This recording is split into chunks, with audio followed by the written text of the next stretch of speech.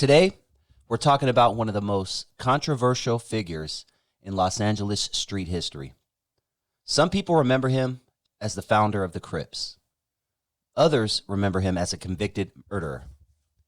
And others remember him as a death row inmate who spent his final years trying to stop gang violence. His name was Stanley "Tookie" Williams.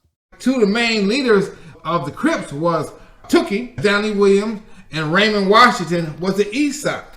Stanley "Tookie" Williams was born on December 29th, 1953 in Shreveport, Louisiana, and later moved to South Central Los Angeles with his mother. Growing up in South Central during the 1960s, Tookie developed a reputation as a tough and fearless fighter.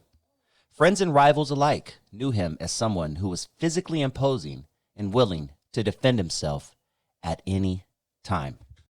Tookie had a reputation of not just killing, which he did do, but he could knock people out. He had 24-inch arm that he could knock people out. If Tookie hit you and you didn't fall down and get knocked out, you was a bad guy. Yeah. And you get a reputation taking a punch.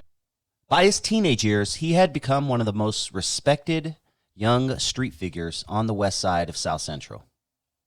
In the late 1960s, Tookie met another influential teenager named Raymond Washington. Washington had influence on the east side. Tookie had influence on the west side.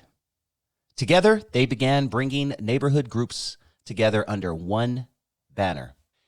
In the early 1970s, their alliance became the foundation of what would become the Crips. What started out as a neighborhood alliance quickly expanded throughout South Los Angeles. Neither teenager could have imagined how large it would become eventually.